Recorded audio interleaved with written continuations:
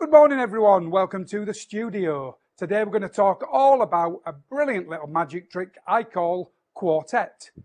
I first had this idea 4 or 5 years ago. I'm trying to think where I lived. Yeah, I remember showing Bob Swaddling it, and I never released it because there was always a problem. And I'm going to show you the problem when I do the explanation. But we've overcome the problem. It's now super good. It's really visual. If you like the visual stuff, you're going to really like this. It's called Quartet. Let's go. As you know, a couple of years ago, I stopped doing the thing where you're kind of on your side and on a funny angle. So I'm just going to show you what Quartet should look like. You will get a little wallet like this. And in here I have 2 kings. It doesn't matter what the cards are. But I've got a king of diamonds and I've got a king of spades. Just like that. Well, you don't have to remember the kings. You just have to remember I've got 1 red back and 1 blue back card. That's all I have. I'm going to fold them into quarters, hence the name Quartet, just like that. 1 red, 1 blue. You're going to add nothing. You're going to take nothing away. If I pick both these cards up, put them behind my back, give them a mix, and ask you to guess where the red one is, where the blue one is, you might get that right. But it would be a guess. You know why it's a guess? You can't see them, of course, it's a guess. But really, there is 1 red and 1 blue. Now, I could make this easier for you by showing you, for instance, the blue one. By showing you the blue, just here. Then you'd know exactly what was over here, right? I did mention this is a magic trick. Here's the red, and here is the blue. Now, I could have done it the other way around. I could have took the red one, and the red one would turn blue, and the red would be over here. People often say to me, Mark, how does it work? I'm not really allowed to tell you. But what actually happens is, any time this blue card comes near your hand, it just turns red. And then the blue one is over here. You may have noticed there's one thing I never ever do. I never show you both of them. I can't actually show you the blue one and the red one. I can't do that, because then you'd know exactly where they were. Of course, I could use a little magic. Watch the red, watch the blue, slow motion as they change places. Now they completely change. You take nothing away. I have 1 blue king, 1 red king, and that is Quartet. Here's exactly what you've received. Obviously, you've got a link or a QR code, because the good-looking guy is on the screen. Yeah. Okay, not, but you know what I mean. You have got a little black wallet, just like that. When you open it, you will have a king and some thread. We'll talk about the elastic in a second. Obviously, you found the QR code and the thing, because it's me, and you will have another king. Now, at the moment, they're all kings, but I might sew some of these in jacks and queens, and so don't worry about that. The main thing is, it's about the backs. It's not about the faces anyway. It's about the backs. As many of you know, like any of my elastic tricks, I don't normally give you thread because it's just sewing elastic. I tell you on camera where to buy it. It's just regular everyday sewing elastic. Now, this is not quite the same. It's 100% lycra, and it's very thin, and it's very stretchy. Very stretchy, okay? And the reason for that is, I first thought of this trick 5 years ago probably. And every time I tied the loop, which I'm also going to teach you today, and I know I don't normally, but I am, they just break. Because the smaller this is with sewing elastic, the more problems you will have. With this lycra, you get a little bit more stretch. Well, I'm exaggerating. You actually get a lot more. You get over double. Each of these, what you've received, have got a corner that moves, and under it, it's printed different. I've got 3 sections blue and a section red. The section red is printed smaller. That means that this covers the entire thing, okay? And the red one is exactly the same. It's 3 red, 1 blue, and 1 sewn piece, all right? That's exactly what you've received. You don't need this for now. This is just for you. Little $10 bonus there. That's just for you. And I'm going to show you how to use it in case you want to apply it to anything else. Or if you want to rethread. Sometimes I rethread stuff that's not even broken. If you do something 40, 50, 60, 70 times, you might just want to rethread it. So that's exactly what you've received. We're now going to show you exactly how to use it. Here we go with the handling. First thing, I put my kings in face up. There is a reason. That little piece there can move, can't it? So if you drag this out face down, you could just flash. All right? Plus, I always like to say, because they don't know what's going to happen, have you ever seen my famous 2-card trick? And I show them the 2 cards. I'll give you a little tip as well. I haven't done it on this one, but you might want to cut a little V out of the plastic here and here, or make a little half circle so that you're not fishing. So at that point, I say, have you ever seen my famous 2-card trick? That's 1 and that's 2. And I put this away to one side or wherever. I say, actually, it's nothing to do with the cards. All you need to know is I've got a red back and a blue back. I've got nothing else. And at that, I flip them. My gimmick moving piece is at the top right corner on my side. Top right corner, my side. I now fold this. Here's how I fold it. I squeeze this together and I put this down, and the moving piece is on my side. The border is to the left, my left. Squeeze up and down. So if I turn them, they're the gimmicks, guys. Now, it wouldn't be bad if someone was behind you. It's got no flash. All sides are covered, but that's where I'm at up to there.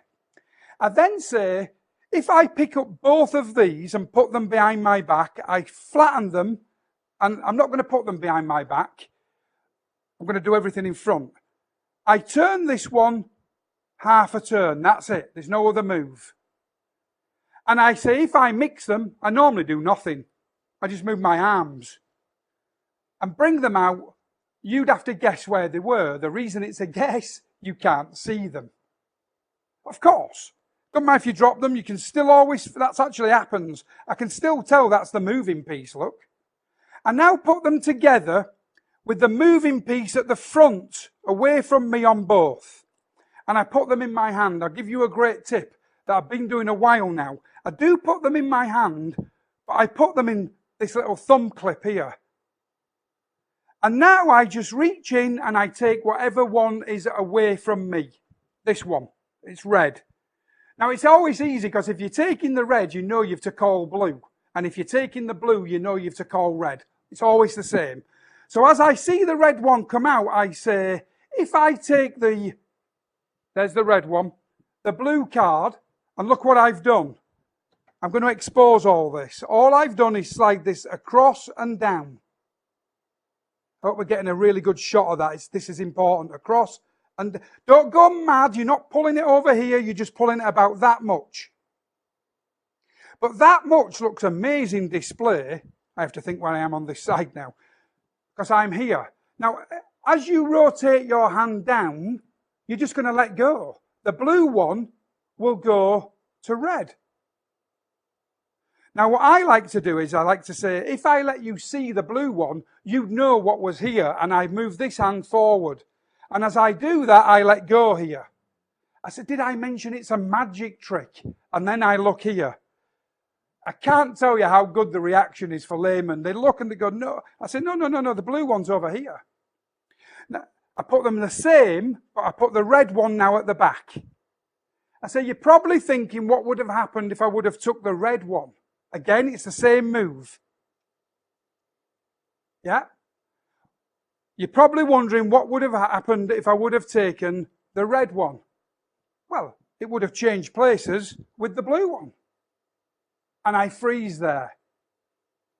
I put them back in the hand, and I take, you're always taking the one near your hand. And just try to get used to opening it as it's coming out. Let's freeze everything there. That's what's really happening. That's a great shot. Because you don't want to be opening it when you're already out, because obviously you'd be flashing. I'm going to show you how this works. I shouldn't, but I will. Anytime this blue one comes near your hand, and all you're going to do is let go. That's a great change. Touch here and let go. Anytime this blue one comes near your hand, it just becomes red. It changes places with the blue one. I put them back exactly the same again, and then I stop. Now remember, they're both gimmicks. I can do like a double. It's so good. I say the one thing I never do is let you see both of them. I can't do that. You know, I'm just a magic guy. And at that point, I open up one gimmick and I push up the other gimmick. They're both open now. Here. I say, I can't do that because you'd know exactly where the red one was and you'd know exactly where the blue one was. And maybe we could do a little magic. Slow motion. All I do is I come straight down and I let go. I'm trying to show you where they're at. I just come straight down and I let go. I hope that change looks as good on the camera as it does when I do this for laymen, because it is beautiful change. I immediately let that drop and I let that drop. I say that's a trick with just one red back king. Doesn't matter how it falls, one blue back king, and I like to call it Quartet. I thought long and hard about this little chapter, because usually, you all know me, you've all bought from me, I've got 7 or 8 tricks that use elastic thread, and I never give you any thread, and I never teach you how it's done. But I decided, because this thread is different, you can't just buy this at Joann's Fabrics or go to the store. It's a different type of thread.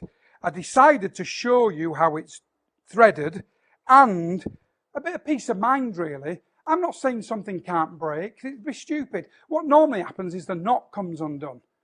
It'd be nice to know that you could rethread it. So I'm going to show you exactly how I do it. Now, it's kind of exactly, I normally have a big magnifying glass. I'm getting old, you know, my eyes are going a bit. I've got 15 lights on me here, no pressure. But I'm going to do my best to actually show you how I do this and how I get the tension right. And you might not be able to do it exactly like I do, but you'll be able to do something similar. This is not broken. I've no intention of it breaking. I've just demmed it. I've done it 15 times. It's absolutely perfect. But guess what? I'm going to break it. I'm actually going to snap the thread. And I've just broken it. I had to pull that quite hard and I've bent the card a little bit. If this has happened to you, you've got that. And the nice thing you've got is this with the holes in the right places. Now, I'm telling you the truth. It's super bright in here, all right? But you could either just pin that there and put the needle through and round, or you could do what I do. I have 4 magnets. They're very thin. They do 2 things. They hold this in place and they give me the exact spacing for tension. That's a bit of a trade secret. I don't ever tell anybody that. I also usually have another mat underneath, another magnet under this mat. Before I do that, let me talk about the thread. Any needle, about 8 to 10 inches, and it's doubled. Now, I know we're on camera and seeing thread's not easy, but it's doubled over. It's not a single. This is very thin thread, all right? Very, very fine thread. And I'm just going to put that there for a second. Now, you could just thread it from here and then put a bit of weight here, or your wife's finger, or your boyfriend's finger, and hold it. But here's how I do it. I've got a magnet underneath here. I put one underneath and one on top. So it's hanging on the white border. On purpose, it's high. I've got another pair, and these are hang, I don't know if that's the right word, this side of the piece. All right? They're on purpose, not in the middle. I know you're tempted to put, but you need something for the tension. Now, I'm not sure if this is lined up or not, but the needle goes, oh, that's tiny. It goes in. Let me stop. You would think this is going to be 2 loops. It's not. It's one continuous loop. In, out, and tied. That means the thread really is that long. It's not a tiny little loop with tension. So I'm going to go in here. I hope we're getting a shot of that at home. I'm going to come out and in here. The holes are already in, aren't they? I've done this for you. You're not lining anything up. I'm going to come in here, if I can see the little hole, and out at the very bottom one. Where's that one? That one is small. Is that it there? Yeah. And out. And I'm going to grab everything. Now, you can ask someone to put the finger on here, you can put a weight on here, But I've got a little magnet under here. And there's something very important I want to show you. I hope we can see this at home. This thread is on top of this magnet. This magnet is 1 millimeter. I know I'm getting technical now. And then, when I tie this onto here, that's on there 1 millimeter. Because the magnet's 1 millimeter thick. You could fold a card and do it. You can put 2 pieces of playing card. You can put anything under there as long as there's a gap, is what I'm trying to do. You can't tie tension. It's almost impossible. You're talking to a guy who's tied more things than probably anybody on earth. But if you put a knot in here onto that magnet, so it's touching the magnet, then you put your double locking knot, I went round twice, like so, that now has the perfect tension. When you take these magnets out, just going to break this. When you take these magnets out, that tension in there is perfect. If you tied it to the card, it's too tight. It's really important. I mean, I know it sounds like a nothing thing, but it's really, I mean, look at that. It's absolutely perfect. It's going to work. Look at, I mean, it's a beautiful change, isn't it? That's how I tie them. If you just want a friend to put the finger on the card, it's fine, all right? But I have to do all this by myself in my office, and that's how I do them. I use little spacers that create the perfect amount of tension on the one loop. I hope that helps a bit. That's how I tie elastic thread. I hope you enjoyed the trick. Please don't be put off because it's a simple, easy, I mean, it really is. It's very visual. That moment of magic, that little bounce, you know I love the bounce where they look here and something happens here. You've got it built in here. Just to go over a couple of things and a couple of extra things, put the cards in face up, okay? Because as I said, if you pull this out face down, you could technically do that and flash. So I always have them in face up, important. Make a couple of little slits here or a half circle so it's nice and clean. You don't want to be fiddling and stuff, it always looks poor. People do the greatest magic I've ever seen and then they're fiddling with something. Try and make your magic look nice and clean and crisp. When they're folded and they're in your hand, let me get to the right position, guys. You are taking the one near your hand with your right hand, but you want to be opening this here. You don't want to be getting separate and then starting to open because you could flash. Okay, let me get them right way round. That's it, I've got them now. So I'm opening now. I'm physically opening the gimmick now as I do that. Now on the double opener, one's going one way and one's going the other. So that is now open, but this one isn't. And all you're going to do with that one is push the back piece up. And it's like you're just pushing it up to your fingertips. And then you get that beautiful little revolving change, all right? So that's important. I'm opening it now. It's already open, as I'm saying. If you took the red one, okay, I'm doing it there. I'm not separate as I'm opening them, otherwise you're going to flash. Windows, I have a window. I always have had. There's nothing you can do. Some people just have little gaps in, but just be aware if you've got a little gap, try and keep your fingers nice and tight. I mean, I have a window in this hand here. I always have had a flash if I'm not careful. So I just squeeze down a little bit. So windows are important. Just squeeze down as you do the change.